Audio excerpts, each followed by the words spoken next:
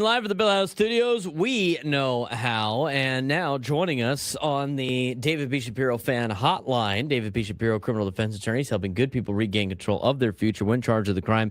Since 2010, visit davidpshapirolaw.com. He is the head baseball coach at the University of San Diego, getting ready for an opening series on the road at Charlotte to take on the 49ers for a 3-game series. College baseball starts tomorrow for all 3 teams in Division I baseball here in San Diego. We will have more reports on it again tomorrow. But joining us from Charlotte, already out there, getting out there early yesterday, is Brock Ungricht. Brock, what's going on? How's the weather in Charlotte right now?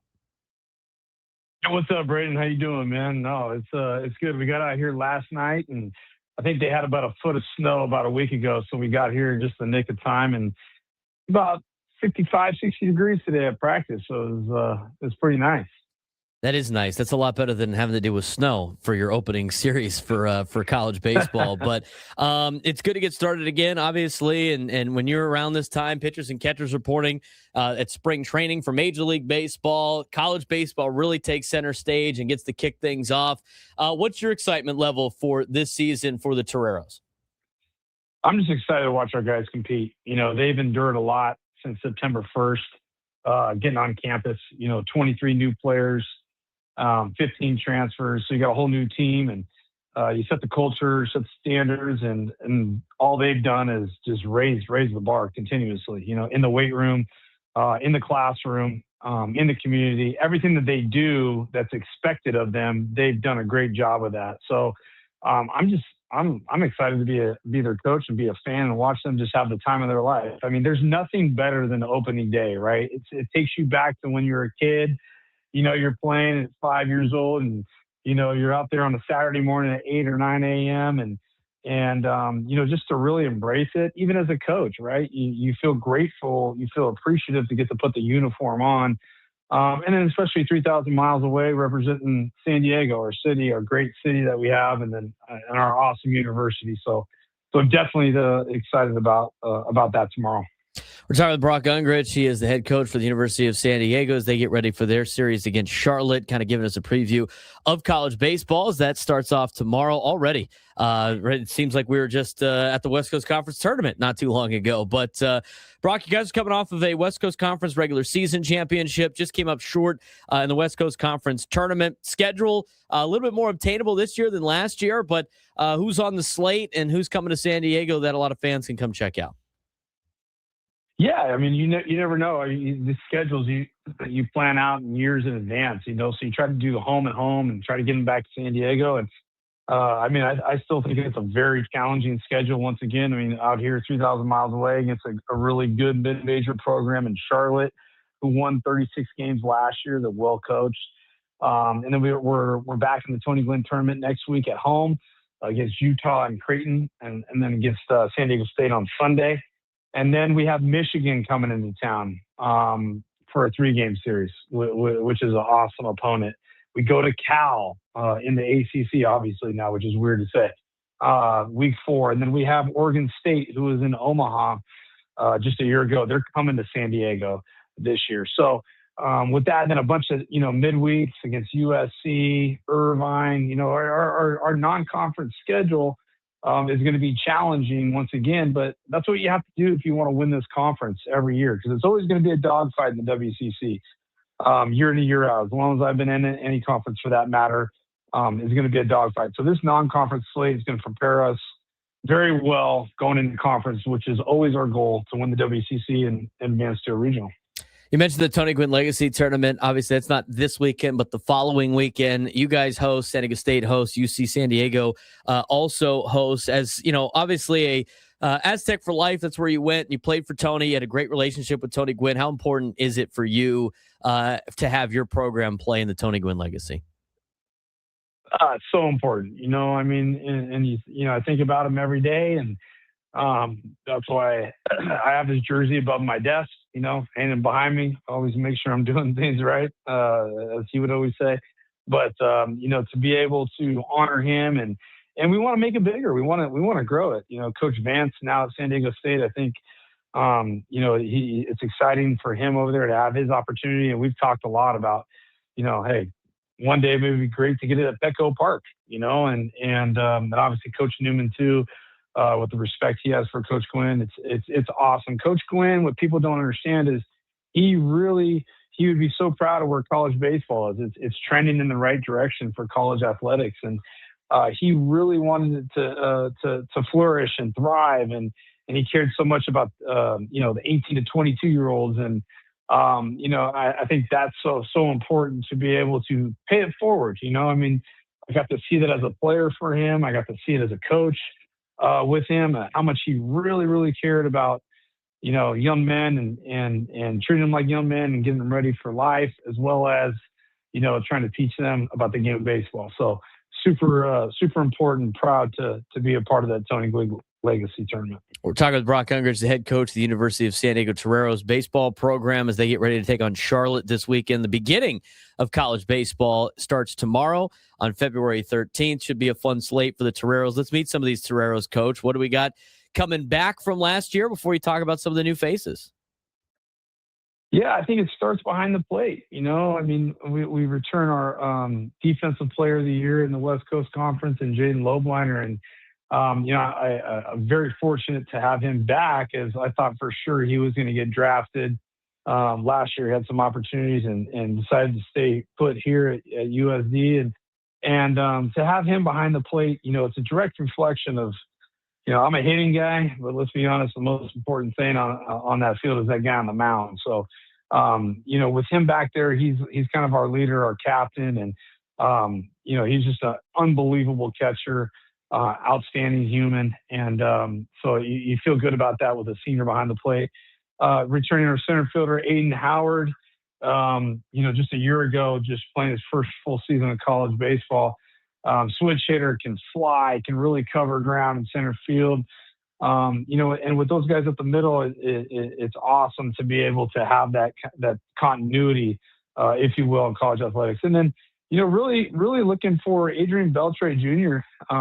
Belt to have a big year for us as a sophomore. He played a lot as a freshman last year, got a lot of experience, had a really good summer in the Northwoods League. And we're going to be able to use him on the mound as well. And if I have anything to say about these guys, we added a couple transfers along the way. Our shortstop's going to be a transfer from Stanford and Gabe Springer. We added C.J. Moran from across town from San Diego State, who was their leading hitter. These guys got personality. These guys, they play with a bunch of personality. They have fun. They love each other. They're going to be exciting to watch. We're just out of practice this morning, and it was 35 degrees this morning, so before it got 55. And they're out there just having the time of their life. And, just to watch these guys vibe together and really get after it, it's gonna be exciting. Had a very young team last year, a little bit older this year, picked up a lot of, grad transfers. How important is that now in this day and age of college athletics to have kind of the experience? I know it's tough for high school kids to kind of crack the lineups at a lot of these universities, but right now a lot of schools are going with some veteran presence, and you've had young teams, you've had older teams. How important is it to have some of that experience out there with the roster you have? Yeah, it's so important. In 24, we won 41 games, and we're 18th in the country. And just 2 years ago, and it's because we're not because we're old, but that was a big part of it. We were old, right? We had seniors, we had juniors, we had grad transfers, and some really good players who played together for a long time. And just that experience, like anything, is key, right? We will look at pro sports so much, and you see the free agent wire, and you pick up an experienced player that's calming in the locker room, if you will, right? That can hold the standard of the program and bring the younger guys along, put their arm around them, love them, and take care of them, and teach them and help them grow in so many other ways, right? And it helps slow the game down for maybe your sophomores or your freshmen that are playing, and then just watching, right? Like we were talking about it, like we'll have Diego Gutierrez, who's a grad transfer from Northridge, will be our starter tomorrow night, and just talking to him, and it's like, he was telling me about his freshman year. And his freshman year, he just used his eyes and his ears and listened and watched older guys. And, when you have the older guys that do it right, they work hard. They're the first ones in, the last ones to leave. This is their last hurrah. So they're going to give it everything they have.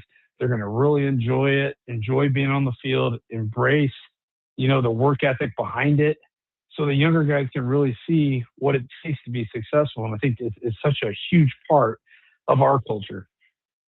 Brock, appreciate the time. I know you guys got a lot more meetings. They got Torero time you got to do out there on the East Coast, and should be a fun season. Good luck tomorrow. Good luck this weekend. Look forward to seeing you back here in San Diego next week. You're the man, Braden. Appreciate you. Go Toreros.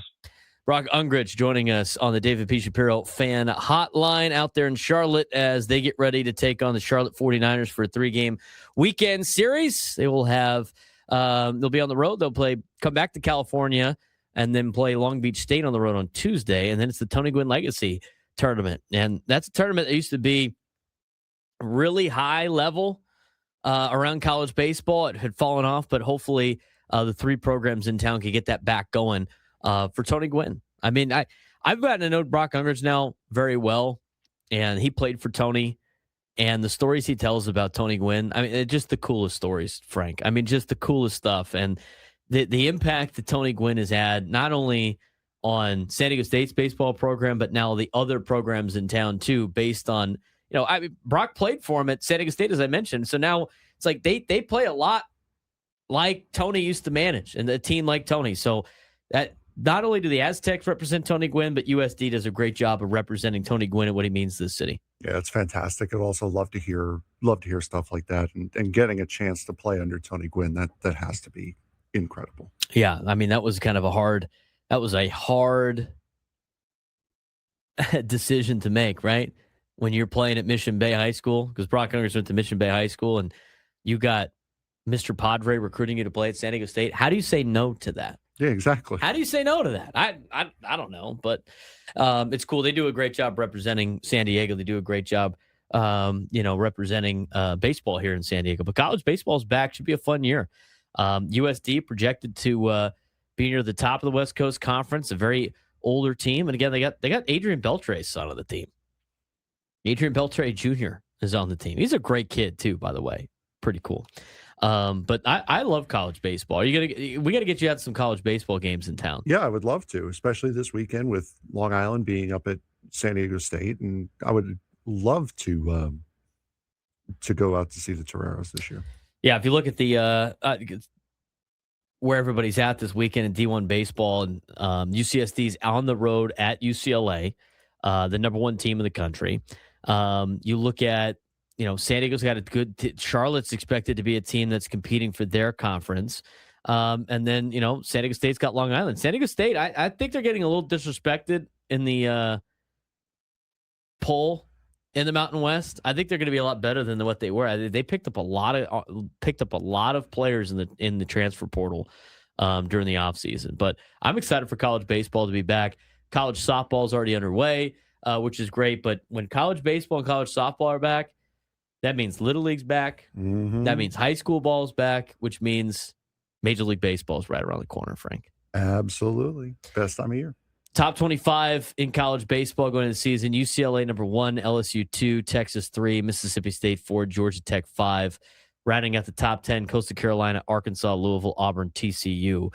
The West Coast schools, Oregon State's ranked 12th in the country. They're coming in to take on the University of San Diego in the month of March. Other teams in there on the West Coast, Arizona is ranked 24th in the country to start the season. But most of the talent right now has been in the SEC, and they got some machines down there. As I've